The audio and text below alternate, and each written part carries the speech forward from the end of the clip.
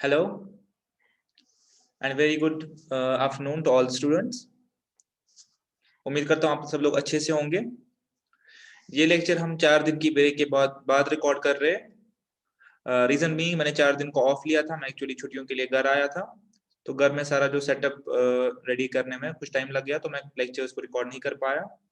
But as already communicated कि हम by end of this month हम मैथमेटिक्स और LR कंप्लीट करने जा रहे हैं। वो ऑलरेडी आप लोगों के साथ चीज शेयर हो गई है, तो हम उसी पैटर्न पे चल रहे हैं। हमारे पास ज्यादा कंटेंट नहीं बचा है। डिफरेंशिएशन हमारे पास 2 लेक्चर्स बचे हैं, जो आज और कल रिकॉर्ड होकर आपके सामने आ जाएंगे। इसके बाद हमारा एक LR का एक टॉपिक बचा हुआ है, और हमारे पास इंटीग्रल में अपने पास कॉन्सेप्ट बचा हुआ है इंटीग्रेशन वाला। और 2 लेक्चर्स में जो next this lecture plus next lecture, इसमें आपका डिफरेंशिएशन वाला कंपोनेंट कवर हो जाएगा। तो 3 दिन की ब्रेक के बाद हम लेक्चर रिकॉर्ड कर रहे हैं। आई होप कि आपने लास्ट 2 लेक्चर अच्छे से देखे होंगे। उन लेक्चर्स में जितना भी कॉन्सेप्ट था इस चैप्टर का, वो मैंने सारा आपके साथ शेयर किया हुआ है। जो बेसिस है इस चैप्टर की, वो सारी आपके साथ शेयर्ड है। अब अभी से जो हम करेंगे वो जस्ट इंप्लीमेंटेशन पार्ट होगा। हम अब अभी से स्टैंडर्ड डेरिवेटिव्स देख के अपने पास क्वेश्चन सॉल्व करेंगे और एक्सरसाइज कंप्लीट करेंगे। अब हमारा इसमें जो एजेंडा है वो इतना ही है कि हम अपने पास क्वेश्चंस करेंगे। तो कॉन्सेप्चुअल पार्ट था इस पूरे चैप्टर का, वो मैंने आप लोगों के साथ ऑलरेडी लास्ट 2 लेक्चर्स में शेयर किया हुआ है। ठीक है, आइए मेरे साथ शुरू करेंगे। मेरे साथ शुरू करते हैं। तो मैंने अपने पास क्या हमें आज करना है, लास्ट लेक्चर में हम लोगों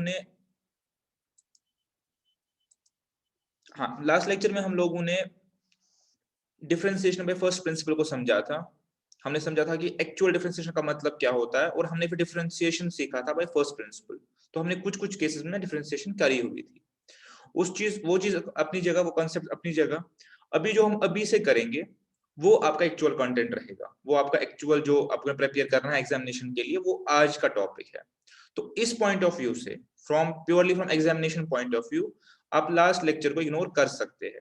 पर from conceptual point of view, उन 2 लेक्चर्स में ही सारा कॉन्सेप्ट है। कॉन्सेप्ट आज या कल कुछ नहीं होगा, आज बस हम क्वेश्चंस करेंगे। तो from examination point of view only, आप लास्ट 2 लेक्चर को रिवीजन पर्पस के लिए इग्नोर कर सकते हैं। रिवीजन आप सीधे यहाँ से इस लेक्चर से शुरू कर सकते हैं, बिकॉज यहाँ से मैं जो लिखवाऊंगा मैं पिछला इंक्लूड करके लिखवाऊंगा। ठीक है, फाइन यहाँ तक। तो आइए मेरे साथ शुरू करते हैं।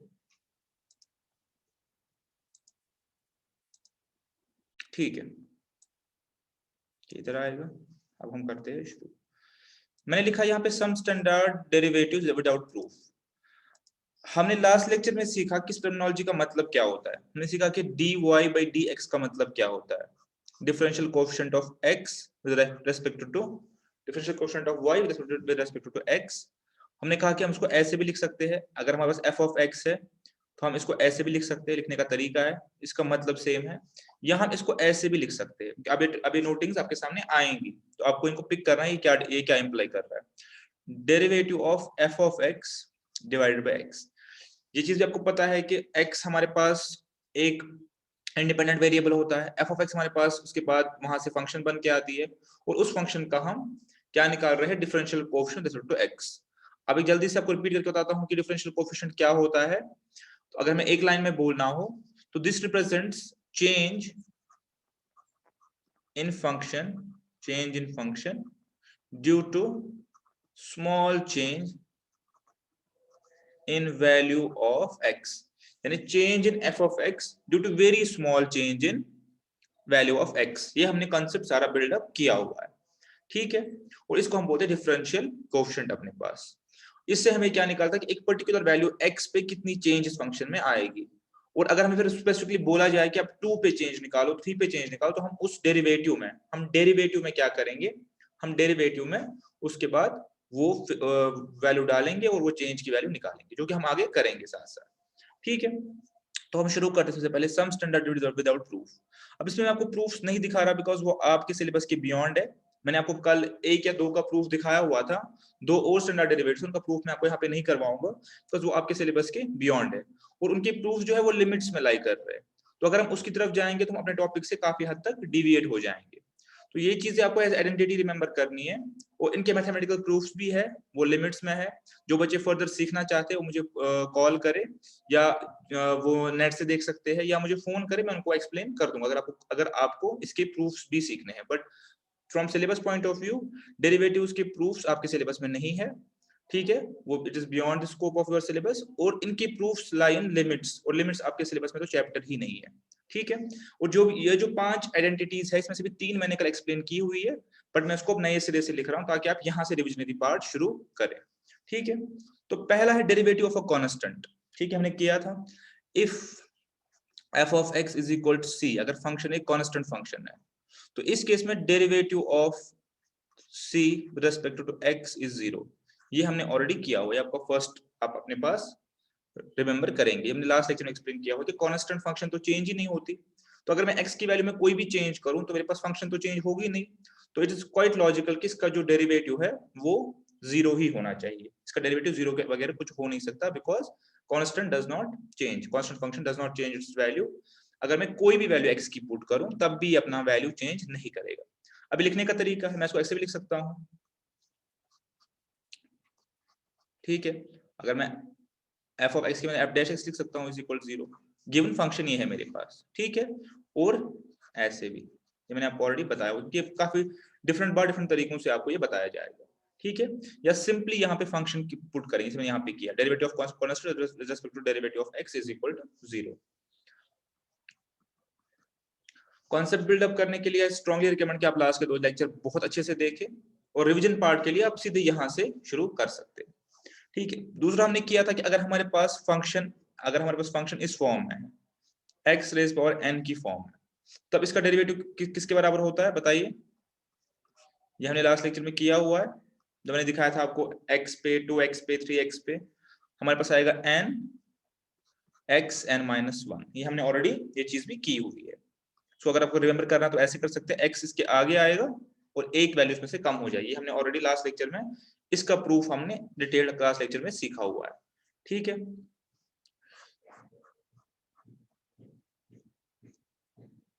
तीसरा मेरे पास जो स्टैंडर्ड डेरिवेटिव है वो है मेरे पास differential coefficient of e raise power x with respect to x is equal to e of x, यानी e रेज पावर x का डेरिवेटिव e ऑफ x के बराबर ही है। अब इस पार्ट में मुझे आपके साथ डिस्कस करना है कि व्हाट इज e, इसमें हमने कुछ कवर किया हुआ है, कवर किया हुआ है लॉगरिथम वाले पार्ट में, जहां हमने लॉगरिथम को 2 टाइप का बताया था, नेचुरल लॉगरिथम और कॉमन लॉगरिथम। हमने कहा था कि कॉमन लॉगरिथम में हम बेस 10 लेते हैं, बिकॉज 10 के जो फैक्टर्स है एक्सपोनेंशियल से वो निकालना काफी इजी होता है, 10 raise power 1 is equal to 10, raise power 2 is equal to 100, raise power 3 is equal to 1000, हमारे लिए वो लॉगरिथम इजी हो जाता है, इसलिए हम जब कॉमनली लॉगरिथम यूज करते हैं, लेकिन हम यूज करते हैं बेस 10, ठीक है, जस्ट बिकॉज 10 इज अ क्या कर सकते हैं good number, but e is a better number, e 10 से भी बेटर नंबर है, और ये क्या नंबर है, e हमारे पास कांस्टेंट है, इरेशनल नंबर है, मैं इसको थोड़ा डिटेल में एक्सप्लेन करूंगा, e 10 से भी बेटर नंबर है, तो इसीलिए जो लॉगरिथम है बेसिकली जो 2 पार्ट्स में है, एक नेचुरल है और एक कॉमन है, तो जहां पे हम कॉमन यूज नहीं करते वहां पे हम e ही बेस लेते हैं लॉगरिथम्स में, और e क्या होता है, इतना स्पेशल नंबर क्यों है, काफी स्पेशल नंबर है, वो मैं थोड़ा सा आगे एक्सप्लेन करूंगा, but for time being derivative of e raise power x an exponential function is equal to e raise power x only, ठीक है। और ये चीज आपको शायद जब मैं e पढ़ाऊंगा तो ये चीज आपको समझ भी आएगी कि e रेज़ पावर x की रेट से ही चेंज होता है, ठीक है, बीइंग एक्सपोनेंशियल फंक्शन, ये चीज अभी पेंडिंग रहा, बट अभी for time being derivative of ex is equal to ex, and what is e वो हम अभी जाके जस्ट ये लिखने के बाद वो मैं आपके साथ शेयर करूंगा, ठीक है। हो गया तीसरा पार्ट। फोर्थ जो मेरे पास स्टैंडर्ड फंक्शन है derivative of a of x, अब मेरे पास e नहीं है, a है, being any constant, not derivative of a of x, derivative of a of x, अब मेरे पास a रेज़ पावर समथिंग है, constant raise power of function, ठीक है, constant raise power of function, derivative of a x is equal to a raise power x again raise power x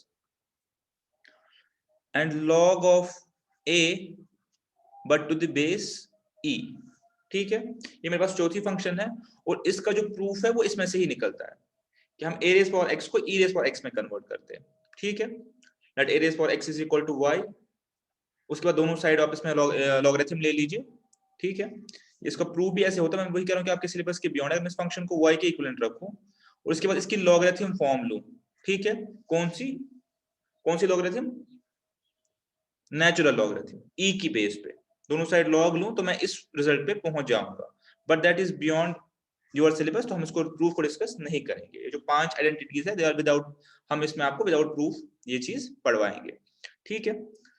तो a raise power x का जो derivative equal to है a raise power x into log of a to the base e, ठीक है। और last part बहुत simplify करके मैं आपको बताने की कोशिश कर रहा हूं। बहुत लास्ट पार्ट जो है वो है log of x, derivative of log of x, ठीक है। Derivative of log of x with respect to x of course is equal to 1/x, ठीक है, इज इक्वल टू 1/x। तो ये 5 आइडेंटिटीज है स्टैंडर्ड डेरिवेटिव जो आपको याद रखने हैं। मैं आपको फिर से एक बार रीड करवा देता हूं।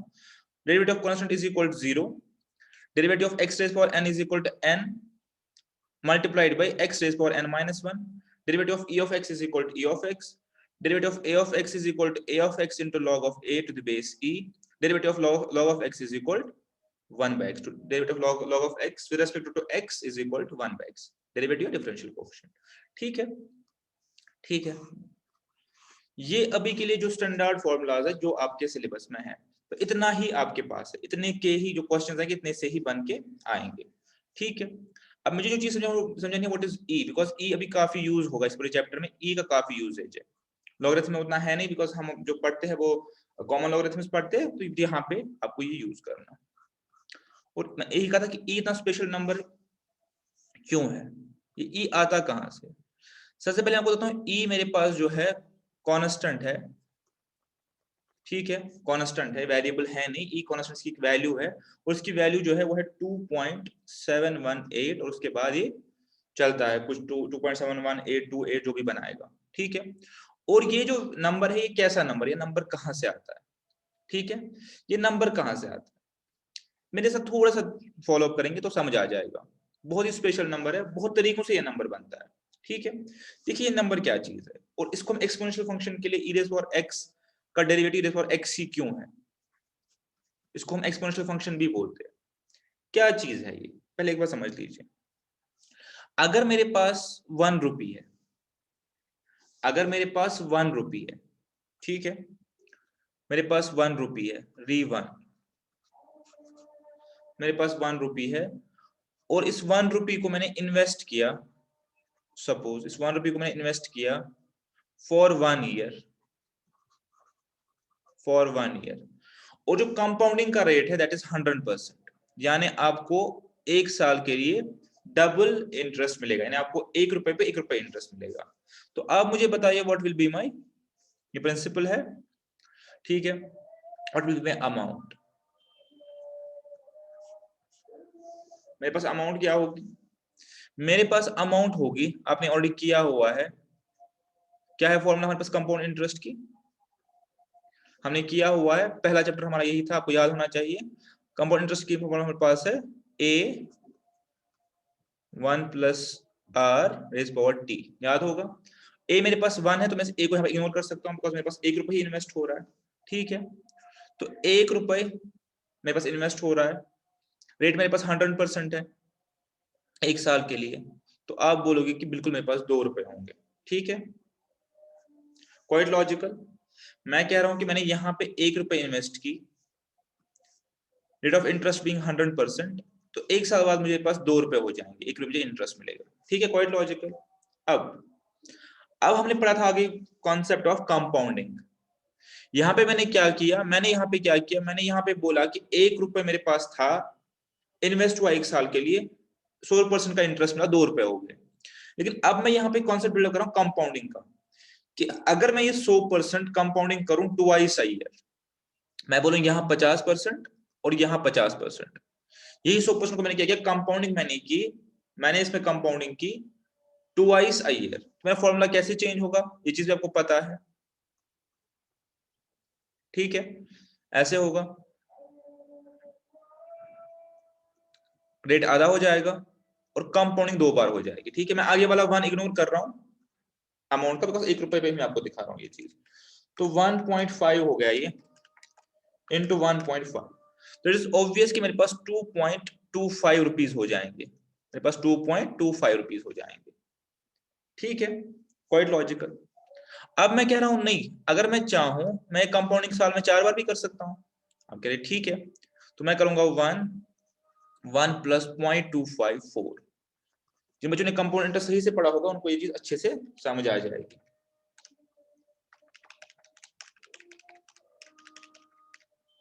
ठीक,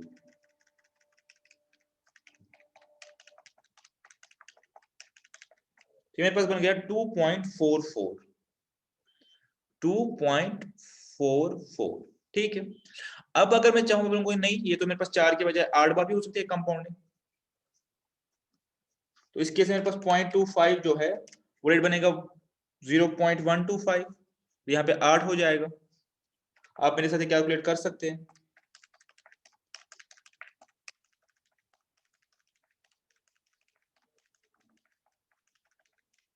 मेरे पास निकल के आया 2.56578। ठीक है, अब यहाँ पे मैं हमेशा बोलता हूँ कि पैटर्न्स को फॉलो करा कीजिए। Mathematics all about patterns, patterns को फॉलो करा कीजिए। आपको क्या यहाँ से आप क्या चीज पिक कर पा रहे हैं कि मैं जितनी कंपाउंडिंग बढ़ा रहा हूं, मैं कंपाउंडिंग फ्रीक्वेंसी, पहले मैंने कंपाउंडिंग की साल में 1 बार, फिर 2 बार, फिर 4 बार, फिर 8 बार। ठीक है, मैं कंपाउंडिंग की फ्रीक्वेंसी जो है वो बढ़ा रहा हूं। मैं जितनी कंपाउंडिंग की फ्रीक्वेंसी बढ़ा रहा हूं मेरा फाइनल अमाउंट बढ़ रहा है। That is quite reasonable, that is quite logical, कि कंपाउंड इंटरेस्ट का पॉइंट ही वही है कि इंटरेस्ट पे इंटरेस्ट मिलेगा। तो जितनी मैं कंपाउंडिंग की फ्रीक्वेंसी बढ़ा रहा हूं, जितनी मैं कंपाउंडिंग की फ्रीक्वेंसी बढ़ा रहा हूं, उतना मेरा जो फाइनल आउटपुट है वो इंक्रीज हो रहा है। दैट इज राइट, इंक्रीज हो रहा है। लेकिन जो इंक्रीज का जो रेट है, मेरे पास इंक्रीज का जो रेट है वो डिमिनिश हो रहा है। अब दो चीजें हैं, एक चीज इंक्रीज हो रही है और इंक्रीज का जो रेट है वो डिक्रीज हो रहा है। ठीक है, ऐसे समझ लीजिए कि एक कॉन्सेप्ट होता है इंक्रीज एट इंक्रीजिंग रेट। ठीक है, एक होता है इंक्रीज एट कांस्टेंट रेट या फ्लैट रेट, और एक होता है इंक्रीज एट डिक्रीजिंग रेट। आप समझ रहे हैं? सपोज मेरे पास पहली वैल्यू 2 थी, 2 के बाद वैल्यू हो गई 4, तो ये डबल हो गया। 4 के बाद अगर डबलिंग हम देखें तो 8 होना चाहिए, 10 हो गया। ठीक है, 10 20 होना चाहिए, 20 मेरे पास 30 हो गया। ये मुझे बताइए मेरे पास क्या है? Increase at increasing rate, increase at increasing rate. लेकिन मेरे पास 2 4 हो गया, 4 8 हो गया, 16 हो गया, 32 हो गया, तो ये इंक्रीज एट कांस्टेंट रेट। ठीक है, इंक्रीज हो रहा है एट कांस्टेंट रेट। मेरे पास इंक्रीज एट डिक्रीजिंग रेट भी हो सकता है। सपोज 2 मेरे पास 4 हो गया, 4 मेरे पास कायदे से 8 होना चाहिए था, 8 नहीं हुआ, 7 हुआ। 7 14 होना चाहिए था, 14 नहीं हुआ मेरे पास, और कम हो गया। ठीक है, ये मेरे पास यहाँ पे डबल हो गया, यहाँ पे डबल नहीं हुआ, यहाँ पे मेरे पास सपोज ये हो गया 11। तो अब देख रहे हैं ये भी इंक्रीज हो रहा है, लेकिन इंक्रीज हो रहा है एट डिक्रीजिंग रेट। ठीक है, तो यहाँ पे आप देख लीजिए कि जब मैं इसको कर रहा हूं, जब मैं कंपाउंडिंग की फ्रीक्वेंसी को बढ़ा रहा हूं अपने पास, जब मैं कंपाउंडिंग की फ्रीक्वेंसी अपने पास बढ़ा रहा हूं, तो मेरे पास क्या हो रहा है कि ये जो मेरे पास फाइनल अमाउंट है वो तो इंक्रीज हो रही है, बट इंक्रीज हो रही है एट डिक्रीजिंग रेट। ठीक है, तो इस चीज को ऑब्जर्व किया गया और ये देखा गया कि मेरे पास जो हाईएस्ट कंपाउंडिंग है वो क्या हो सकती है। अगर मैं इस चीज को और करूं, और अपने पास आप करना चाहे सीखने के लिए तो आप कर सकते हैं, आप इस चीज को और करते जाए, तो अगर मेरे पास ये 1 और ये जो मेरे पास है 1/n, ठीक है, रेज पावर n, ये तो मैं कर रहा हूं, मैं 100% को कंपाउंडिंग की फ्रीक्वेंसी कम कर रहा हूं, 2 बार 3 बार 10 बार n बार करूं, और मैं देखूं ये मेरे पास कुछ वैल्यू आ सकती है नहीं आ सकती है। तो यही चीज नोटिस की गई कि जितनी जितनी आप कंपाउंडिंग की फ्रीक्वेंसी बढ़ाएंगे, ऐसा नहीं है कि हमेशा बढ़ता जाएगा। लेटर हाफ में क्या होगा कि ये चीज लिमिट करेगा अपने आप को रोकेगा एक जगह। हमने लिमिट का कॉन्सेप्ट पढ़ा हुआ था, इस चीज को आप थोड़ा जब और आगे बढ़ाएंगे अपने पास सीखने के लिए, तो आपको ये चीज रियलाइज होगी कि आगे जाके हम एक नंबर पे अटक जाएंगे। ठीक है, होगा क्या कि हमारे 4 5 डिजिट आगे फ्रीज हो जाएंगे, 2.71828 मान लीजिए, और पीछे आपके पास छोटे छोटे छोटे नंबर हो जाएंगे जो बहुत ही माइन्यूट है, जो इसके ओवरऑल जो बेसिक वैल्यू है उसको डिफर नहीं करेंगे। सपोज मैं आपको बोलूं 2.71828000001, तो it is as good as writing 2.7128। ठीक है, तो इस चीज को आप देखिए, अगर मैं कंपाउंडिंग की फ्रीक्वेंसी को मैक्सिमाइज कर रहा हूँ, हाईएस्ट कर रहा हूँ, उसको हम कैसे लिख सकते हैं, लिमिट, पता है limit this n tends to infinity, this compounding tends to infinity. अगर मैं ऐसे करूं, हाईएस्ट कंपाउंडिंग पे ले जाऊं इसको, यानी मैं इसको कर सकता हूं 8 बार कंपाउंडिंग, 10 बार, 20 बार, 100 बार, 1000 बार, इन्फिनिटी बार। तो ये जो मेरे पास लिमिटिंग वैल्यू इसकी आएगी वो आएगी 2 पॉइंट, आगे की चार्जेस लिख रहा हूं 71828। ठीक है, तो इसी नंबर को हम ई बोलते हैं, ये मेरे पास ई आता है, इसलिए ये नंबर स्पेशल है। बिकॉज कंपाउंडिंग के केस में अगर मैं हाईएस्ट कंपाउंडिंग करूं, दैट मींस कि मैं कंपाउंडिंग की फ्रीक्वेंसी जो है वो इन्फिनिटी करूं, तो मेरे पास जो मैक्सिमाइज्ड वैल्यू आएगी, कंपाउंडिंग की, वो है ये वाली 2.71828। आगे भी डिजिट्स है उसको रहने दीजिए, तो इसी नंबर को हम ई बोलते हैं। तो अब जो ये ई है इसको हम कोई असाइन करेंगे पावर, तो इस ई रेज पावर एक्स का जो डेरिवेटिव होगा वो भी ई रेज पावर एक्स ही होगा, क्वाइट लॉजिकली।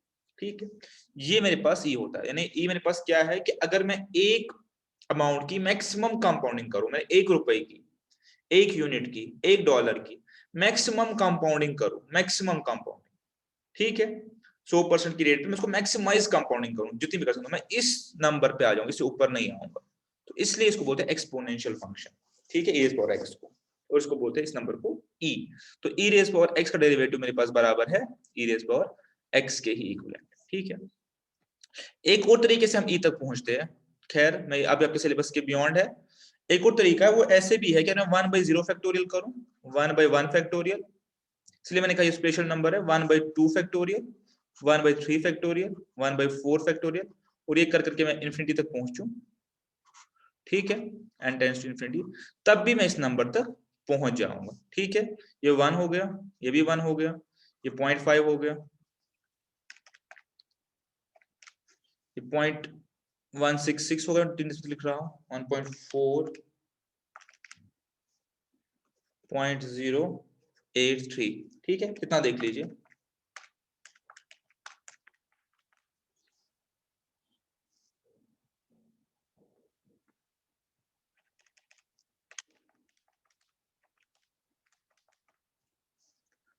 पॉइंट 0.416, और आप थोड़ा सा आगे कर सकते हैं। अब आगे जो वैल्यूज निकलेंगे वो लिमिटिंग वैल्यूज निकलेंगे, बिकॉज वो आगे के फिगर्स को चेंज नहीं करेंगे। यहाँ पास है 2.7076, जब आप आगे के जोड़ेंगे 1 + 5 फैक्टोरियल, 6 फैक्टोरियल, ऐसे करके जहां तक आप करना चाहते हैं सीखने के लिए, तो आप मोटा मोटा इस नंबर के करीब आते जाएंगे। तो एक तरीका ई निकालने का ये भी है, तो इसीलिए इतना स्पेशल नंबर है, और कंपाउंडिंग के लिए इसको यूज करते हैं। और लॉगरिथम में पता है आपको एक्सपोनेंशियल फॉर्म होती है और लॉगरिथमिक फॉर्म होती है, तो इसलिए लॉगरिथम में इसको एज बेस भी यूज करते हैं इन प्लेस ऑफ 10। और ऐसे सेट ऑफ लॉगरिथम्स को हम बोलते हैं अपने पास क्या बोलते हैं अपने पास उसको, नेचुरल लॉगरिथम्स, और उसको 10 वाले को बोलते हैं कॉमन लॉगरिथम्स। अब आपने चेंज ऑफ बेस लॉ पढ़ा है लॉगरिथम्स में, तो आपको ये चीज पता होगी कि हमारे पास हम e से करें या 10 से करें, हम e वाली बेस तक पहुंच सकते हैं इजीली। आपको ऑलरेडी पता हुआ है, हमने चेंज ऑफ बेस लॉ किया हुआ है, जिन लोगों को रिकॉल नहीं हो रहा है वो वहां जाके एक बार देख ले। ठीक है, तो ये मेरे पास ऑल्दो रेलेवेंट नहीं था, बट ये क्योंकि आपको e रेज़ पावर x वाली टर्मिनोलॉजी बहुत यूज करनी है, तो आपको एक आइडिया होना चाहिए कि e क्या चीज है। e कांस्टेंट है, और ये कांस्टेंट यहां से डिराइव होता है। तो बेसिकली ये e की डेफिनेशन है, अगर हम शॉर्ट में देखें, maximum come limiting value of maximum compounding. ठीक है, चलिए अब इसको यहाँ पे वाइंड अप करके ज्यादा नहीं खींचते हैं। अपने 5 रूल आपने अभी तक, जो आपके पास 5 ये थे अभी तक आपने देख लिए होंगे, जो स्टैंडर्ड रिजल्ट्स थे। ये ई रह गया तो मैंने ई करवा लिया, ये बस आपके पास अभी जो है इसके बेसिस पे हम अभी जो अपने पास आगे सारे क्वेश्चंस करेंगे। ठीक है, चलिए ये हो गए स्टैंडर्ड डेरिवेटिव्स, ये हो गया ई क्या चीज है। इसके बाद जो है अपने पास लॉज, इसमें भी हमने 2 किए थे, मैं बट नए से लिख रहा हूं सारे लॉज में भी हमने कुछ लॉज किए हुए थे, लेकिन मैं नए से लिख रहा हूं सारे, बिकॉज मैंने आपके पास रिवीजन आप यहां से करेंगे। ठीक है, तो मेरा पहले वाला पार्ट कंप्लीट हो गया, हम दूसरे वाले पार्ट पे आते हैं। ठीक है, पहला लॉ मैंने कहा था स्केलर लॉ था, याद होगा आपको लास्ट लेक्चर में किया, स्केलर मल्टीप्लाई लॉ था कि अगर मेरे पास डेरिवेटिव ऑफ एक कांस्टेंट इनटू फंक्शन है, मैं कांस्टेंट को बाहर ले जा सकता हूं, मैट्रिक्स के जैसे करते थे, और फंक्शन का डेरिवेटिव लेके कर सकता हूँ। ठीक है, ये सारी चीजें हम करेंगे क्वेश्चन में, सब चीजें एक बार रिकॉल होगी। दूसरा मैंने कहा था एडिशन सब्ट्रैक्शन का लॉ था, क्वाइट इजी ये भी था कि अगर मेरे पास दो फंक्शन है एफ ऑफ एक्स, मैं इसको प्लस माइनस लिख रहा हूँ बिकॉज दोनों पार्ट कवर हो जाएंगे सब्ट्रैक्शन वाले। ठीक है, अब इसका मुझे डेरिवेटिव निकालना है इस पूरी फंक्शन का, तो मैं निकालूंगा d by d x f of x plus या माइनस जो भी होगा d by d of x g of x. ठीक है, जो दिखने में बड़ी अजीब सी चीजें लग रही है, हम करेंगे तो क्वाइट आपको नेचुरली ये चीजें आएंगी। जब हम करेंगे, हमने क्वेश्चंस कोई नहीं किए, अब हम शुरू करने वाले हैं क्वेश्चंस, जब हम करेंगे तो कोई चीजें नेचुरली आएंगी।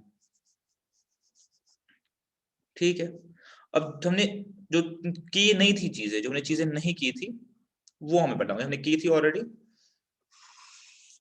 एक है प्रोडक्ट जो कि बहुत इंपॉर्टेंट है, एक है क्वोशिएंट जो कि इंपॉर्टेंट है थोड़ा सा, और एक है लास्ट चेन रूल, या उसको बोलते हैं फंक्शन ऑफ फंक्शन। अगर मेरे पास function of function f o g g f के केस में, तो ये सबसे इंपॉर्टेंट है। ठीक है, चलिए प्रोडक्ट एक बार देख लिया। मेरे पास एक फंक्शन है derivative of d by d x, और मेरे पास f of x into g of x की शेप में, प्लस की शेप में नहीं है, मुझे बोलेगा इसका डेरिवेटिव निकालो। ठीक है, तो कैसे करेंगे इसको, देखिए इसको हम करेंगे सबसे पहले f of x, this function into derivative of g of x. ठीक है, हो गया ये मेरे पास, फिर प्लस उसमें आप ऐड करेंगे जी ऑफ एक्स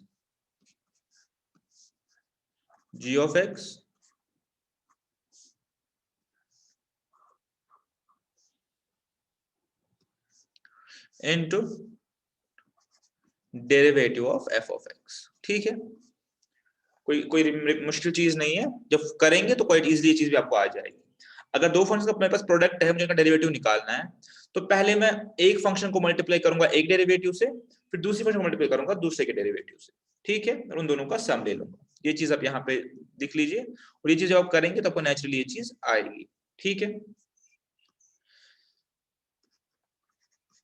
अब हम आएंगे डिवाइड के केस में। दो फंक्शन का डिवीजन अगर मेरे पास है, इन सब पे क्वेश्चन, इन सब पे एग्जांपल्स है, तो हम सब चीजें करेंगे। ठीक है, अगर इन पर सब डिवीजन का केस है, तो डिवीजन के केस में मैं क्या करूंगा, डिवीजन के केस में पहले ये वाला पार्ट देखते हैं। ठीक है, into derivative of f of x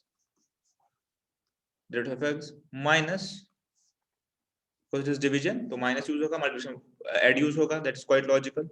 ठीक है, वापस वही चीज f of x into derivative of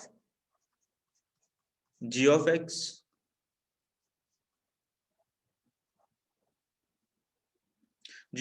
derivative of f of x minus f of x derivative of g of x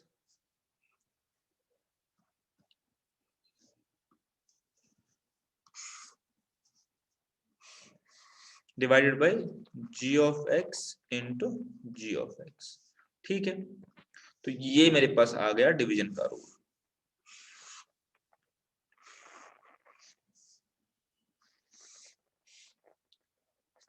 ठीक है, और जो चेन रूल है मैं आपको अलग से समझाऊंगा, बिकॉज ये मोस्ट इंपॉर्टेंट, आपको अलग से समझाऊंगा। बस ये यहां तक हमें जो है इतना हमारे पास पूरा आपके सिलेबस को कवर कर रही है चीजें।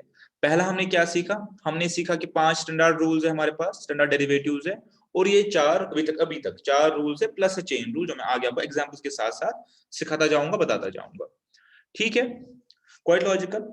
अब जी बाई जी एक्स में डिवीजन में 2 बार क्यों आता है, ये आप वैसे खुद कर सकते हैं कि अगर मैं इसको लिखूं f x into 1 by g x, ठीक है, ऐसे लिखूं, और उसके बाद मैं इसका मल्टीप्लिकेशन रूल यूज करूं, तो आपको आइडिया लग जाएगा कि जी एक्स मेरे पास 2 बार नीचे डिवीजन में आ जाएगा। ठीक है, बट अभी के लिए आप इन प्रूफ छोड़ के इनको एज अ स्टैंडर्ड रिजल्ट याद रख सकते हैं। तो हमने कुल मिला के क्या किया, हमने 5 आइडेंटिटीज की और 4 रूल किए, एक 5वां चेन रूल है जो हम आगे जाके करेंगे। ठीक है, इतने के बेसिस पे जितना हमने किया, ठीक है, ये जो बहुत कॉम्प्लिकेटेड चीजें लग रही है, हम ट्राई करेंगे कि हम कुछ क्वेश्चन अटेम्प्ट कर पाएंगे या नहीं कर पाएंगे। मेरे साथ एक बार आइए, क्वेश्चंस देखिए कैसे बनते हैं, और साथ साथ देखिए, सोचिए क्या हम इनके बेसिस पे क्वेश्चंस को अटेम्प्ट कर पा रहे नहीं कर पा रहे, हम क्वेश्चन को समझ पा रहे नहीं समझ पा रहे। ठीक है, ऐसा ना हो कि एग्जाम में बहुत ही सिंपल सा क्वेश्चन आ जाए जस्ट बिकॉज हमें टर्मिनोलॉजीज का आइडिया ही नहीं हो, हम उसको ड्रॉप करके आगे चले। अगर हमें ये चीजों का आइडिया है जो मैं लिख रहा हूँ, तो हम क्वेश्चन को पिक कर पाएंगे कि हम क्वेश्चन हमसे क्या चाहता है।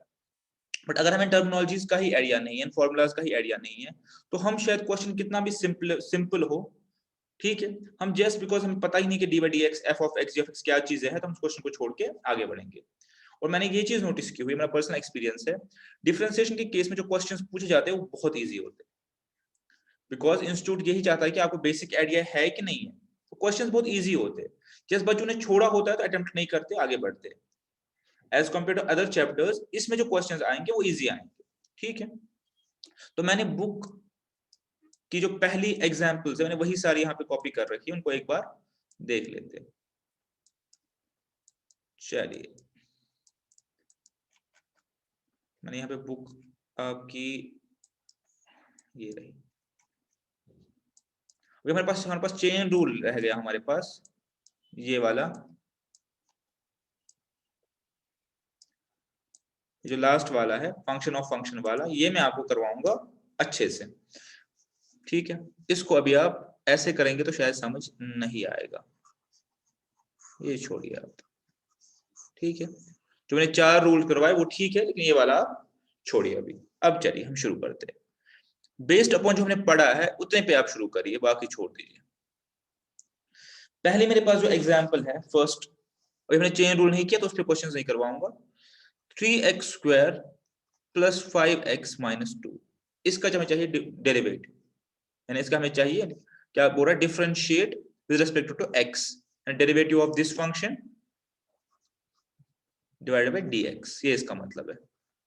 ये क्वेश्चन अब हो गया रिफ्रेम। ठीक है, अब बताइए, अब मेरे पास समझ के एक बार बताइए, बहुत ही सिंपली, कोई ज्यादा जितना पढ़ा है बस उतने पे फोकस कीजिए कि ये मेरे पास फंक्शन है। ठीक है, और अगर मैं थोड़ा इसमें गौर से देखूं तो ये 3 फंक्शंस का एड है, 3x square, F of 3x square, 5x और -2। ठीक है, तो सिंपल सी बात है कि अगर मैं हर पार्ट का डेरिवेटिव निकालूं और उसको ऐड करूं तो ये डेरिवेटिव है। क्यों? हमने रूल क्या पढ़ा था, हमने पढ़ा था कि हमारे पास 2 फंक्शन है, हमारे पास एफ ऑफ एक्स और जी ऑफ एक्स है।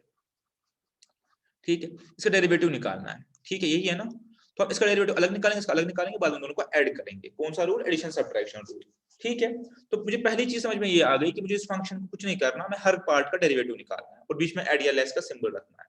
ठीक है, based upon addition subtraction rule.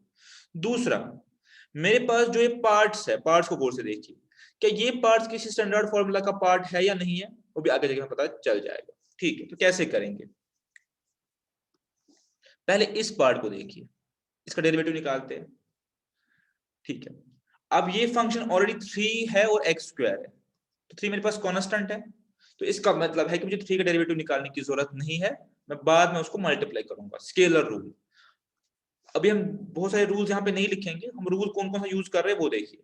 हम स्केलर मल्टीप्लिकेशन वाला रूल यूज कर रहे हैं और हम यूज कर रहे हैं एडिशन वाला रूल, लेकिन मैं आपको यहाँ पे लिखूंगा नहीं वो, ये आपको चीजें नेचुरली आनी चाहिए जब हम करने बैठे। 3x स्क्वायर जब मैंने लिखा तो इसका मतलब it is a 3 constant into function. अब x स्क्वायर का डेरिवेटिव पता है बाय यूजेज ऑफ फार्मूला, और कांस्टेंट मुझे पता है कि मुझे कांस्टेंट बाहर निकालना है।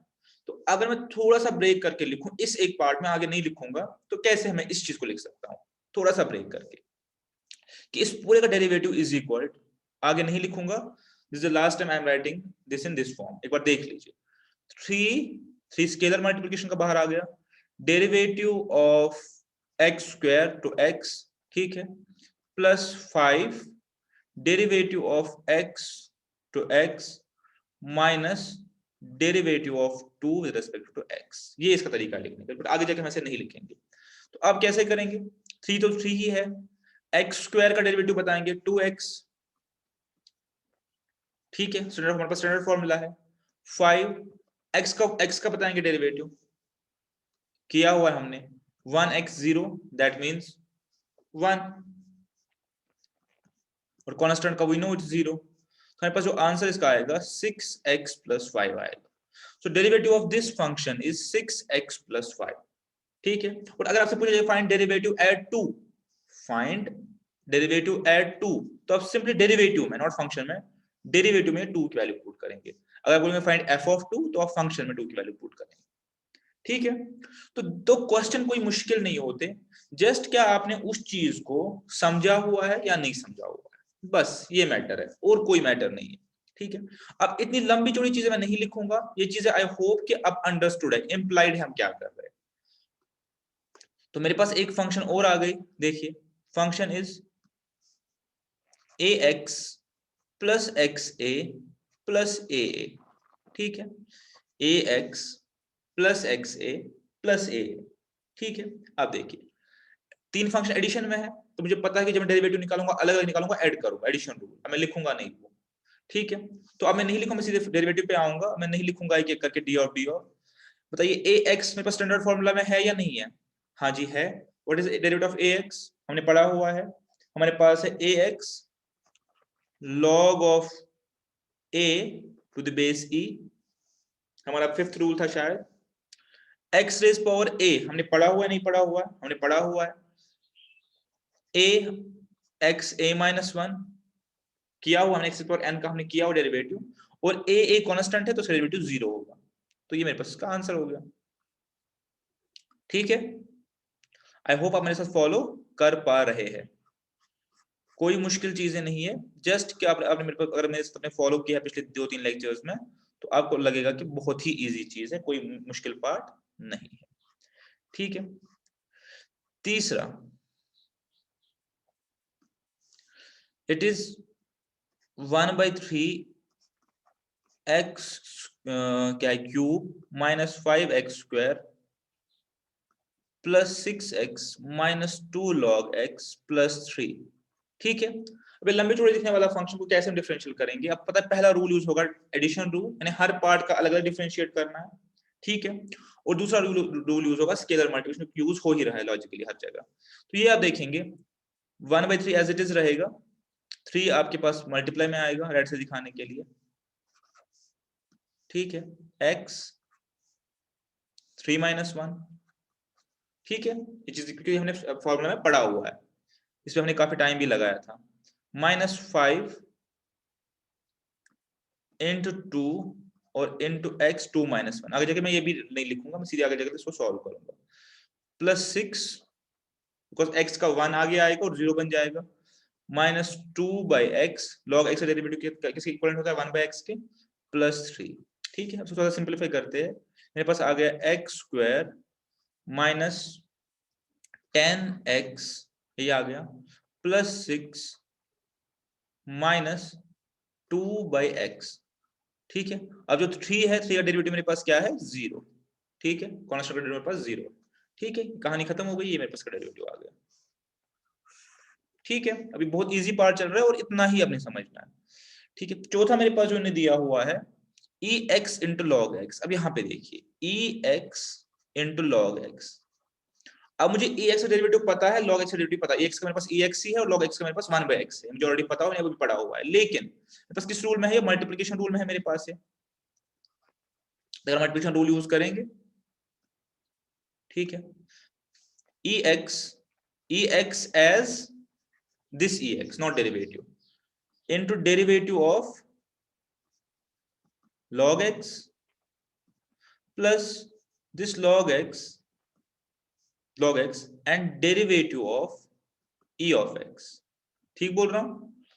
ये तरीका है, this ex is this ex, ये log x से ये log x है, and derivative of log x and derivative of e of x। ठीक है, बिकॉज e of x का डेरिवेटिव e of x ही है, तो इसलिए मैंने यहाँ पे इसको ऐसे लिखा था, कंफ्यूज ना हो।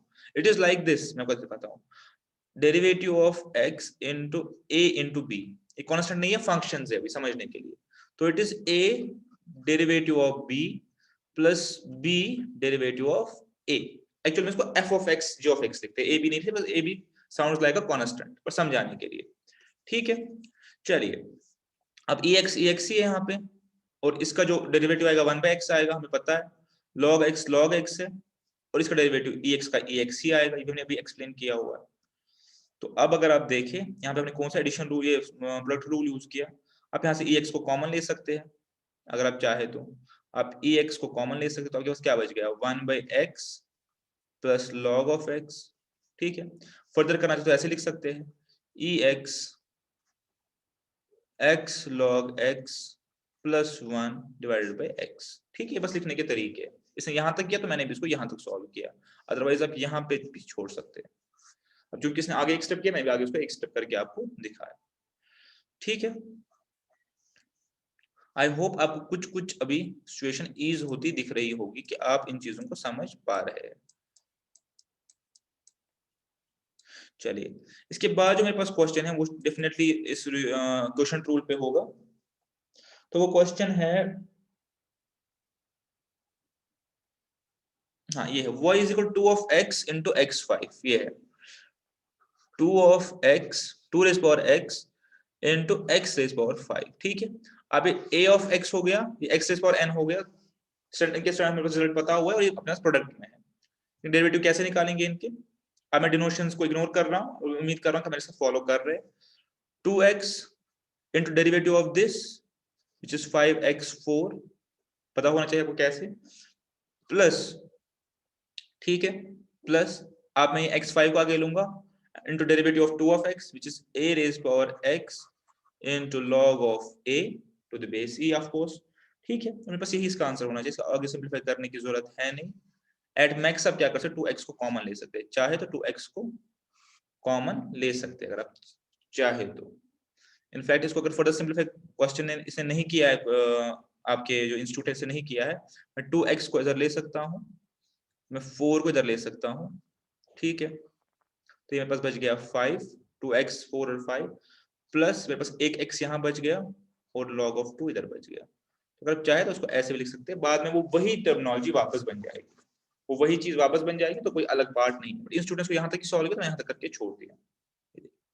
ठीक है, अब क्वेश्चन रूल पे आते हैं। एक फंक्शन है x square by E x. अब अलग आपको पता है एक्स स्क्वायर का डेरिवेटिव 2x है और एक्स का एक्स है, और मुझे क्वेश्चन रूल यूज करना है, तो कैसे करूंगा? ठीक है, अभी मैंने लिखवाया आपको e x derivative of this which is 2x। ठीक है, माइनस, इसके बाद माइनस करेंगे।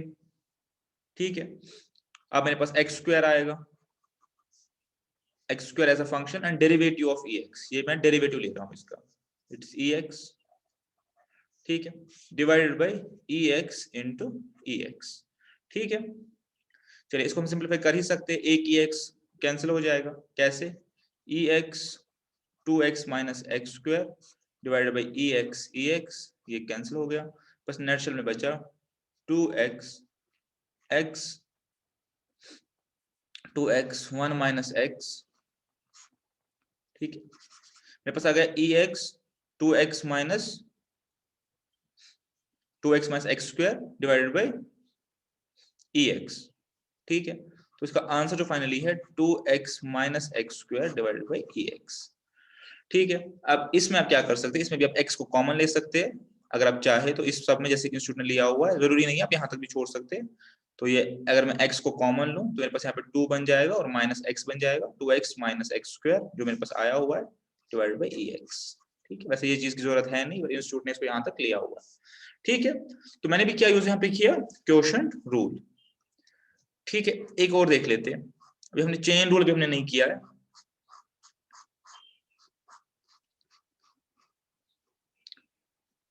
इन्होंने दिया है e x by log x. ठीक है, e x by log x. ठीक है, तो कैसे करेंगे, log x as a function, फिर डेरिवेटिव ऑफ ई एक्स, वो ई एक्स ही हो गया derivative, minus this e x as a function and derivative of log of x which is equal to 1 by x divided by log x और log x। ठीक है, ये हमारे पास formula थी। अब थोड़ा सिंपलीफाई करके देखते हैं कुछ हम कहीं पहुंच पाएंगे नहीं पहुंच पाएंगे। ठीक है, ये हो गया, और करना चाहे तो log x e x और x minus E x divided by log x square divided by x। ठीक है, अगर ज्यादा से ज्यादा करना चाहे तो एक्स को इसमें से कॉमन ले लीजिए, तो अब शायद इस चीज पे पहुंच जाए। ठीक है, तो अभी जो हम पढ़ रहे हैं बहुत सिंपल सा पार्ट है, हम जो अभी तक जो हमने पढ़ा है उसका हम देख रहे हैं यूजेज। ठीक है, ये होगा ये पार्ट भी कवर। अब मेरे पास आया है 2x और log x, ठीक है, 2x और log x। ये वैसे हमने किया हुआ है, कोई डिफिकल्ट पार्ट नहीं है ये। तो पहले 2x log x का डेरिवेटिव 1/x है प्लस, ठीक है, अब log ऑफ x और इसका मेरे पास क्या डेरिवेटिव है 2x log 2, ठीक है, यही मेरे पास है। तो इसको मैं लिखना चाहूँ तो 2x divided by x plus 2x यहाँ ले लेते हैं log x log 2। अब इस समय मैं चाहूँ तो मैं कुछ कॉमन निकाल सकता हूँ, 2x कॉमन निकाल सकता हूँ, स्टूडेंट नहीं निकाला है, मैं इसको यहाँ तक छोड़ देता हूँ, डिपेंड करेगा आपके ऑब्जेक्टिव में क्या आंसर है, ठीक है। और एक लास्ट पार्ट है, ये मैं आपके होमवर्क में छोड़ देता हूँ। सिंपली आपने क्या करना है, दो फंक्शन आपके पास है, एक 2 ऑफ x है और एक डिवाइडेड बाई ये है। तो आप कोएफिशिएंट रूल यूज करेंगे, 2 ऑफ x का डेरिवेटिव 2 के बराबर है डेरिवेटिव, और 3x क्यूब प्लस डेरिवेटिव बराबर है 9, और ये x स्क्वायर बस x स्क्वायर के इक्विवेलेंट है, ये आपको पता है। आप सिंपली कोएफिशिएंट रूल यूज करेंगे, ठीक है, जैसे हमने ऊपर के दो एग्जांपल्स में किया, ठीक है। यहां तक यहाँ पे मेरे पास हो गया कंप्लीट। और अभी तक हमने चेन रूल कहीं भी यूज नहीं किया, हमने सिंपली क्या किया, एडिशन, स्केलर मल्टीप्लिकेशन और हमने कोएफिशिएंट डिवीजन यूज किया, और यहां तक आप प्रोफिशिएंट हो गए, ठीक है। चलिए अब जो क्वेश्चन है, that's the question of chain rule. मैं क्वेश्चन लिखूंगा और फिर आपको चेन रूल बताऊंगा क्या होता है। देखिए यहां पे थोड़ा सा मेरे साथ आपको ध्यान से फॉलो करना पड़ेगा। Question is log of 1 plus x square. बहुत ध्यान से देखिए, डेरिवेटिव निकालना है, बहुत ही जरूरी रूल है, और ये आपने सीख लिया तो आपने अपना जो सिलेबस है, मैंने कहा डिफरेंशिएशन का, आपने अपने सिलेबस का मेजर डिफरेंशिएशन कवर कर लिया अगर यहाँ पे फोकस करेंगे तो, ठीक है। मेरे को पहले का डिफरेंशिएशन एक बहुत बड़ा समंदर है, हम जो पढ़ रहे हैं 0.001% भी नहीं है उसका, बट यही आपको पढ़ना और यही आपके सिलेबस में है।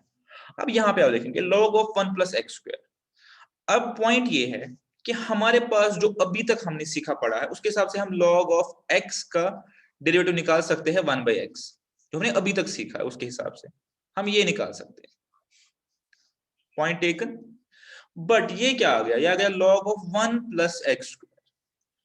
क्या मैं 1 प्लस एक्स स्क्वायर को भी log ऑफ x की तरह ट्रीट करूं? आंसर इज नो, ठीक है। तो इस केस में अगर मैं आपको गौर से बताऊं तो यही मेरे पास होता है derivative of function of a function. मैंने दो फंक्शंस को क्लब किया, 1 प्लस एक्स स्क्वायर भी अपने पास एक फंक्शन है, 1 plus x square is a function, and log of 1 plus x square is also a function. तो मैंने फंक्शन को फंक्शन में क्लब किया। अगर मेरे पास यहाँ पे log ऑफ कुछ और होता, log ऑफ t होता तो मैं t लिखता, सिंपली क्वाइट सिंपल लिख सकता था, बट मेरे पास वो है नहीं। तो अब यहाँ पे हम इसको बोलते हैं चेन रूल। पहली बार मैं आपको चेन बना के करवाऊंगा और सेकंड टाइम में हम चेन को इग्नोर करेंगे, हम सीधे रिजल्ट पे आएंगे, बिकॉज अब हमारी प्रैक्टिस हो गई होगी। इसको वैसे एक लॉन्ग कट से इस चीज को कैसे करते हैं, इस चीज को ऐसे करते हैं कि हम इस फंक्शन को चेंज करते हैं। हम कहते हैं कि हमारे पास log ऑफ x का वैल्यू तो अवेलेबल है, तो क्यों ना मैं इसको पुट करूं u के बराबर, t के बराबर, i के बराबर।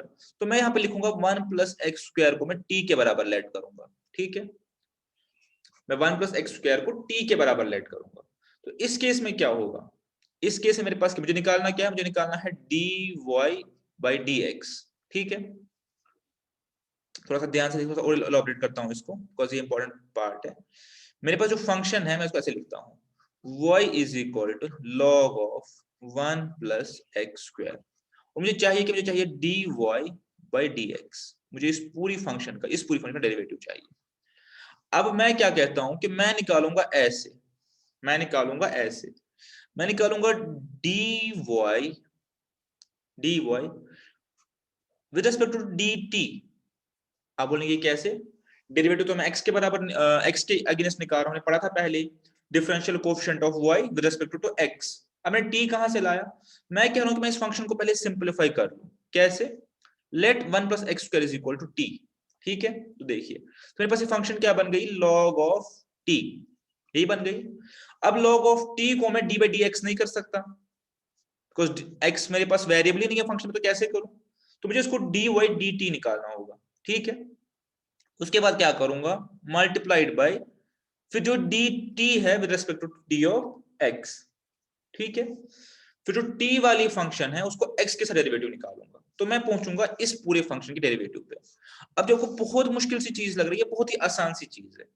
अगर मैं आपको इसको करके एक बार लॉन्ग कट से एक बार शॉर्ट कट से, लॉन्ग कट क्या कहता है ये समझाने के लिए कि हम dy बाई डी एक्स निकालना है, हमने पहले dy बाई डी टी निकाला, t हमने खुद ही इंट्रोड्यूस किया यहाँ पे, ठीक है। फिर इसको मल्टीप्लाई किया dt बाई डी एक्स से, dt बाई डी एक्स से, और जब ये और ये निकल जाएगा तो मेरे पास dy बाई डी एक्स बचेगा फाइन, जो हमें निकालना था। एक बार करके देख लेते हैं।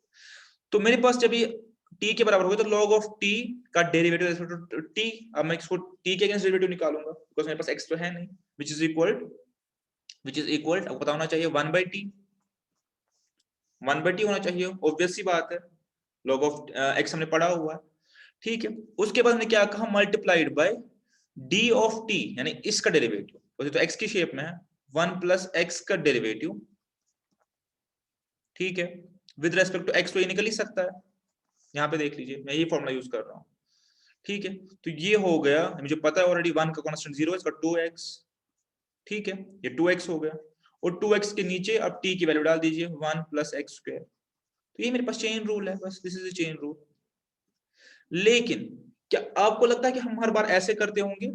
बिल्कुल ऐसे नहीं करते, इससे बहुत आसान सा तरीका है कि हम चेन रूल ही करेंगे, लेकिन हमको लगेगा नहीं हमने चेन रूल किया। पहले इसको समझ लीजिए एक बार, हमने सिंपली इस 1 प्लस एक्स स्क्वायर को t में पुट किया ताकि हमारी स्टैंडर्ड फंक्शन बन जाए, तो dy बाई डी एक्स के बजाय dy बाई dt निकाल दिया, अब तो निकाल ही सकते हैं। उसके बाद dt को dx के साथ डिफरेंशिएट किया, तो हम dy बाई dx पे आ गए। इसको एक दो बार देखेंगे तो आपको ये चीज समझ आएगी हमने इसको कैसे किया।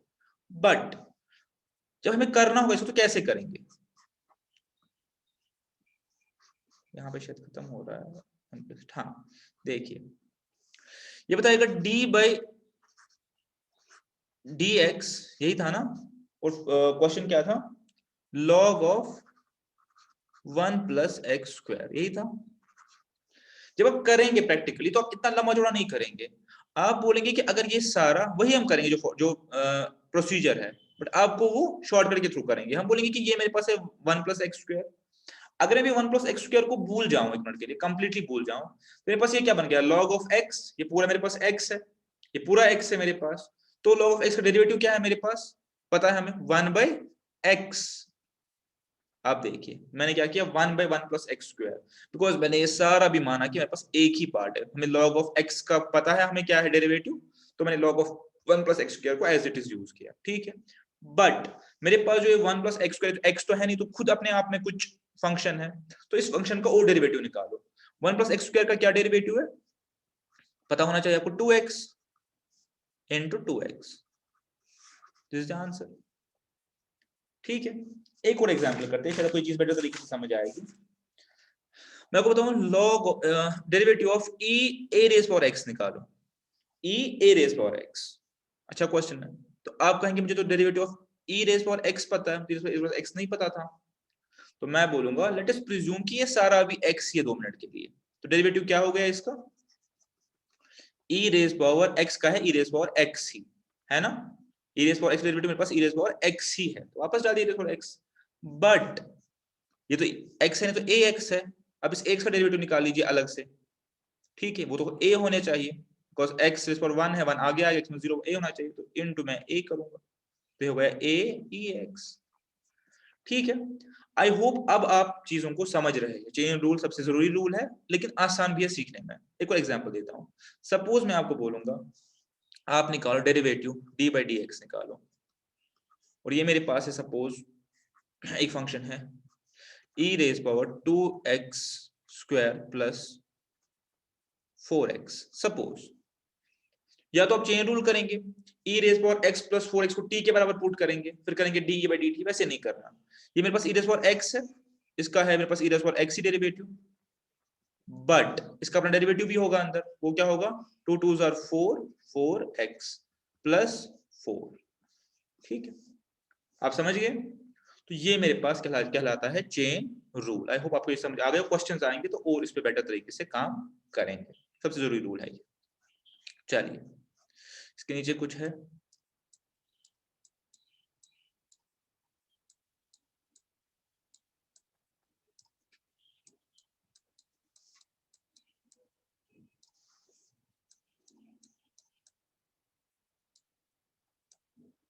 एक और हमारे पास जो कॉन्सेप्ट आता है, एक और जो कॉन्सेप्ट हमारे पास आता है वो आता है इम्प्लिसिट फंक्शंस का, वो आता है इम्प्लिसिट फंक्शंस का,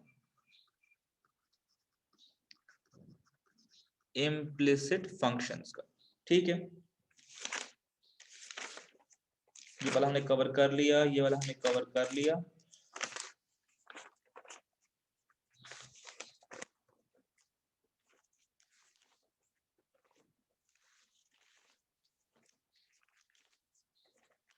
ठीक है, अब इम्प्लिसिट फंक्शन क्या होता है पहले ये समझ लीजिए। एक्सप्लिसिट फंक्शन क्या होता है, इम्प्लिसिट फंक्शन क्या होता है। अभी तक जो हमने किया वो किया एक्सप्लिसिट फंक्शंस, मैंने आपको बताया नहीं, अभी तक आपने जो किया वो किया हमने एक्सप्लिसिट फंक्शंस। ठीक है, क्या किया हमने एक्सप्लिसिट फंक्शन, हमने क्या किया, हमने ये किया कि हमने बोला कि y इज इक्वल बला बला बला बला बला बला जो है y इज इक्वल दिस, और हमने इसका निकाला डेरिवेटिव। इसको एक्सप्लिसिट फंक्शन क्यों बोलते हैं, बिकॉज y की जो वैल्यू है वो एम्बेडेड नहीं है, that is explicit, that is clear cut के आप x में वैल्यू डालो y की वैल्यू निकल जाएगी। ठीक है, suppose y is equal 3x square plus 4x, तो इसका डेरिवेटिव आप निकाल सकते हो इजीली, आपको पता है सारा ये प्रोसीजर। बट अगर हमारे पास फंक्शन जो है वो इस तरीके की होगी जो उसने दी हुई एग्जांपल में, तो आप कैसे उसका डेरिवेटिव निकालोगे। अगर सपोज हमारे पास x square y square plus 3xy जो फंक्शन दी है प्लस y इज इक्वल 0, आपको बोल रहे हैं कि इस फंक्शन का डेरिवेटिव निकालो, इस इक्वेशन का डेरिवेटिव निकालो, इस फंक्शन का डेरिवेटिव निकालो। अब पॉइंट आपके पास ये है कि या तो इस फंक्शन में आप इतने कॉम्पिटेंट होने चाहिए कि आप इसको इस फॉर्म में ले आओ, x इज इक्वल बला बला बला बला। क्या आप ऐसा यहां पे कर सकते हैं, आप ऐसा यहां पे कर सकते हैं।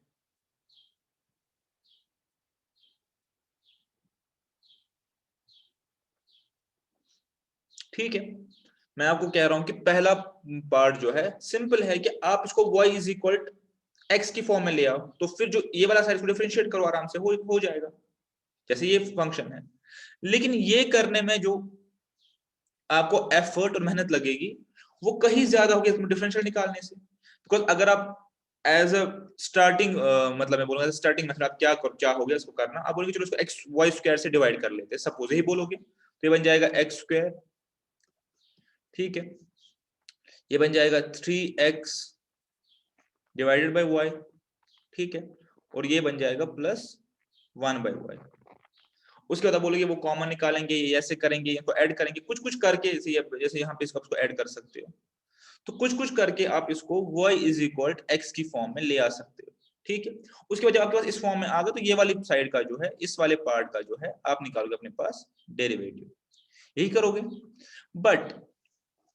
बट हमारे पास जो एक्सप्लिसिट फंक्शंस होती है, हमारे पास जो एक्सप्लिसिट फंक्शन होती है, इनका डेरिवेटिव हम विदाउट इस चीज के कर सकते हैं, बिकॉज हमेशा आप इसको y इज इक्वल x की फॉर्म में नहीं ला सकते। ठीक है, हमेशा आप इसको इस फॉर्म में नहीं ला सकते। तो अगर आप ला सकते हो तो सबसे बढ़िया है, आप फंक्शन को इस फॉर्म में ला के आप सिंपली अपना जो एक्सप्लिसिट फंक्शन वाला रूल है वो यूज करिए। लेकिन अगर आप नहीं ला सकते तो आप फिर देखिए कि हम एक्सप्लिसिट फंक्शन जो इम्प्लिसिट फंक्शन है उनको कैसे करते हैं। ठीक है, इधर स्पेस है, इधर हम आपको ये करके दिखाएंगे। अभी तक हमने जो पढ़ा वो बहुत जरूरी है, और अब छोटे छोटे तरीके अब और उसके मतलब के अभी क्या कि फंक्शन को ऐसे दे दिया, फंक्शन को वैसे दे दिया, वो फंक्शन को डिफरेंट तरीके से देने के वेज है। अदरवाइज अभी तक जो हमने किया उसके बेसिस पे हम बहुत सारा कंटेंट इस चैप्टर में से कर सकते हैं। ठीक है, बट ये सिलेबस में है तो अब करवाना जरूरी है। तो फंक्शन मेरे पास है x square y square plus 3xy plus y is equal 0। अब इसका आपको निकालना है dy बाई dx। अब फर्स्ट वे क्या है मैंने बताया कि अगर आप कर सकते हो तो put y in terms of x, इसको इस फॉर्म में ले आओ, y इज इक्वल बला बला बला बला जो भी निकलेगा अगर उसको ले सकते हो, और फिर सिंपली dy बाई dx करो, फिर आप इसका निकालो आराम से। दूसरा तरीका क्या है, इसको एज इट इज प्रोसेस करो, इसको एज इट इज प्रोसेस करो। ठीक है, अब यहां पे आपको देखिए कैसे करेंगे इसको। ये फंक्शंस का कॉम्बिनेशन है, ये फंक्शंस का कॉम्बिनेशन, फंक्शंस का कॉम्बिनेशन है। ठीक है, देख लीजिए यही है मेरे पास। अब मैं इसको यूज करूंगा कौन सा रूल, प्रोडक्ट रूल। ठीक है, बिकॉज ये प्रोडक्ट में है। ठीक है, तो कैसे होगा देखिए, ये होगा, इसको थोड़ा सा लिखूंगा ताकि चीज समझ आ गए। X square d by d x y square, यही लिख रहा हूं। ये ठीक मैं लिख रहा हूँ, x square d by d x y square. या एक मिनट एक और स्टेप लिखता हूँ, बिकॉज एक ही एग्जाम्पल है इस फंक्शन पे, तो उसको पूरा इलॉबरेट करके लिखता हूँ।